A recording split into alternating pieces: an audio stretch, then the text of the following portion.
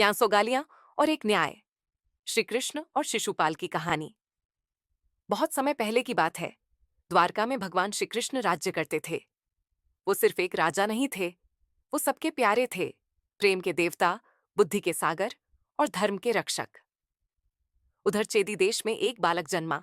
नाम रखा गया शिशुपाल। लेकिन उस बालक के जन्म के साथ ही कुछ अनहोनी बातें हुईं। उसके 3 नेत्र थे और 4 हाथ। सब घबरा गए। लेकिन तभी आकाशवाणी हुई, यह बालक अपने ही किसी संबंधी के हाथों मारा जाएगा। उसकी मां डर गई। वह श्री कृष्ण की बुआ थी। वह दौड़ी दौड़ी कृष्ण के पास गई और बोली, वत्स, ये मेरा बेटा है। मुझे वचन दो कि तुम इसे क्षमा करोगे। श्री कृष्ण मुस्कुराए और बोले, बुआ मां, मैं तुम्हें वचन देता हूं, इसके 100 अपराध माफ करूंगा। समय बीतता गया। शिशुपाल बड़ा हुआ, लेकिन उसके हृदय में ईर्ष्या और घृणा घर कर चुकी थी। क्योंकि रुक्मिणी, जिससे वह विवाह करना चाहता था, उसने श्री कृष्ण को अपना पति चुना था। शिशुपाल का द्वेष बढ़ता गया, जैसे अग्नि में घी पड़ता हो। फिर आया राजसूय यज्ञ का दिन।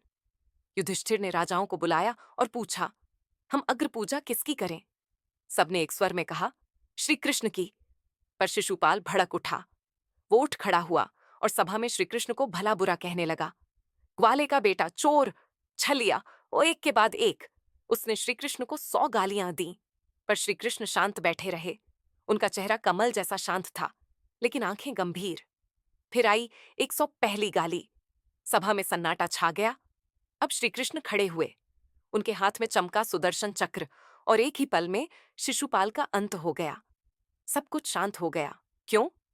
क्योंकि धर्म का रक्षक कभी गुस्से में नहीं, न्याय में वार करता है। और इस तरह श्री कृष्ण ने सबको सिखाया कि क्षमा महान है, परंतु जब मर्यादा टूटे तो न्याय जरूरी है। अगर आपको वीडियो पसंद आई तो कृपया लाइक, शेयर और सब्सक्राइब करें।